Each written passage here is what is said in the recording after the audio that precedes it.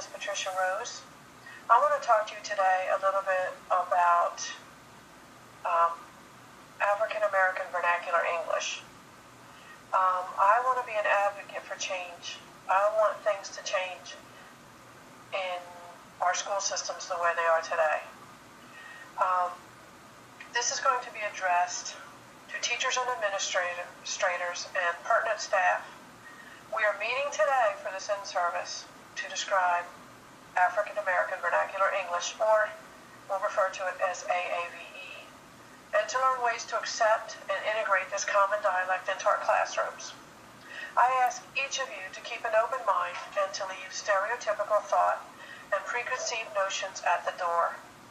We will be discussing our future and our rapidly changing diverse classrooms. I decided this would be the best format: face-to-face interaction and conversation about inclusion and acceptance of the culture of those different from the mainstream. I am an advocate for those I feel have a limited voice and have a horrible and ugly past in this country. First, I would like to present some facts about AAVE.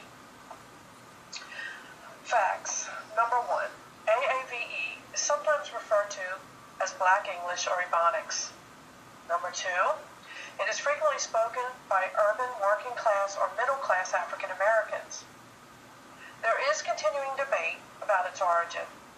Some say it has characteristics in common with Creole English, West African languages, or regional dialects found down here in the southern United States. I'm speaking to you today here in Florida for the people that are in Indiana. The most common word discussed in AAVE is the pronunciation of the word ask, pronounced ax.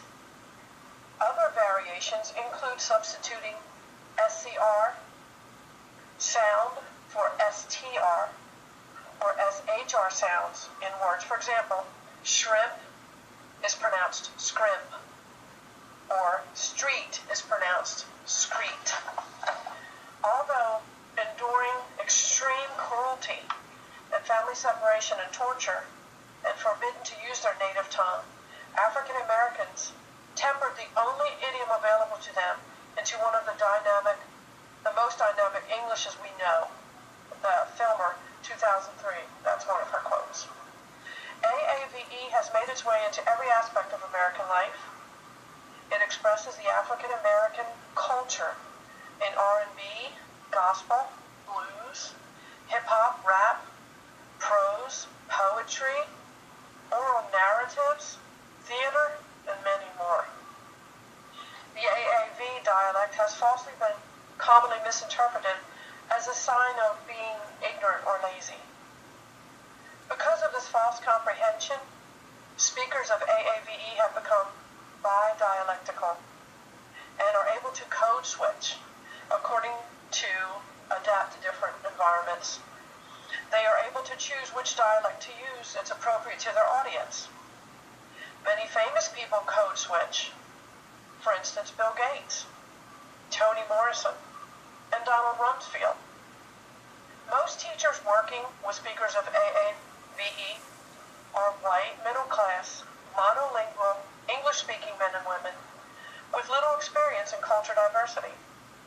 Today, speakers of AAVE still face regional, social class, and racial prejudice.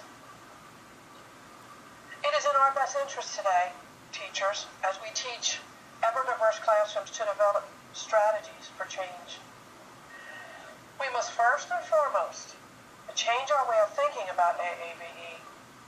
It is English, just a different dialect. No different than someone having a southern drawl. I hear it all the time down here.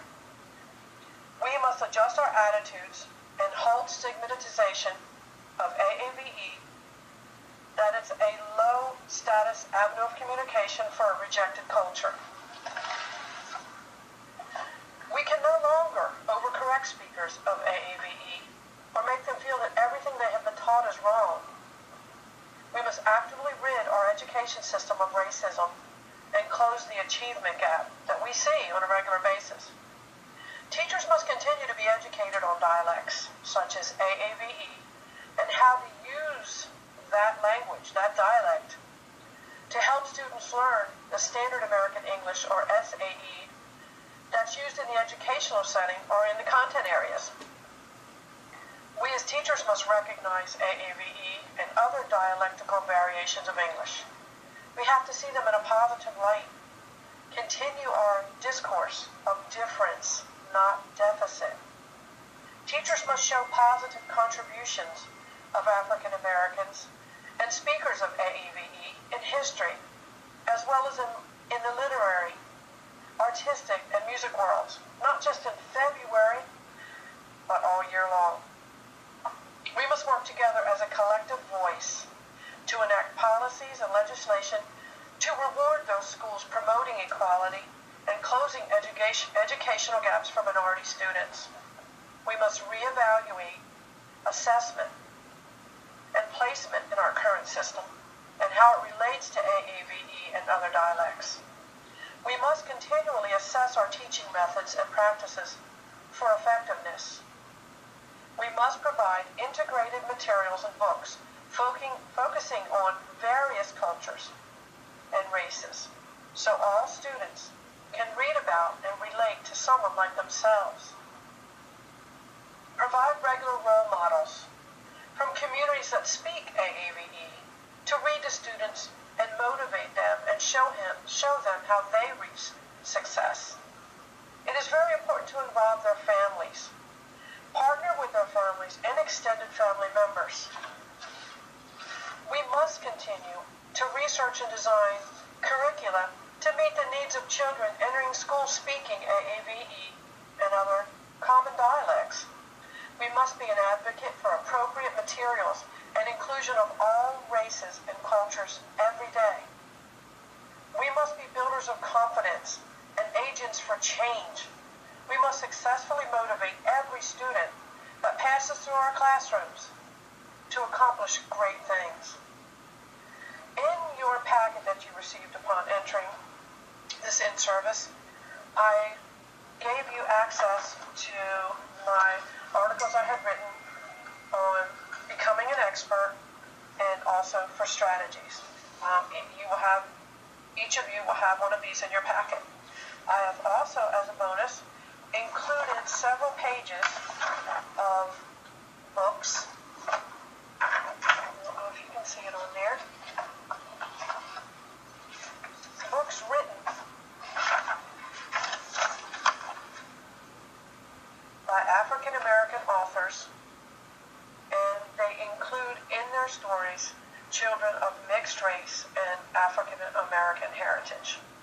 So these can all be included in your library. If you don't have an inclusion type library at this time, these would be very helpful. If you have any problems or wish to get copies emailed to you of these, you can contact me at plrose@bsu.edu,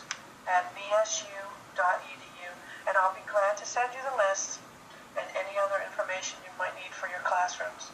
Thank you so much for attending, and you have a good day.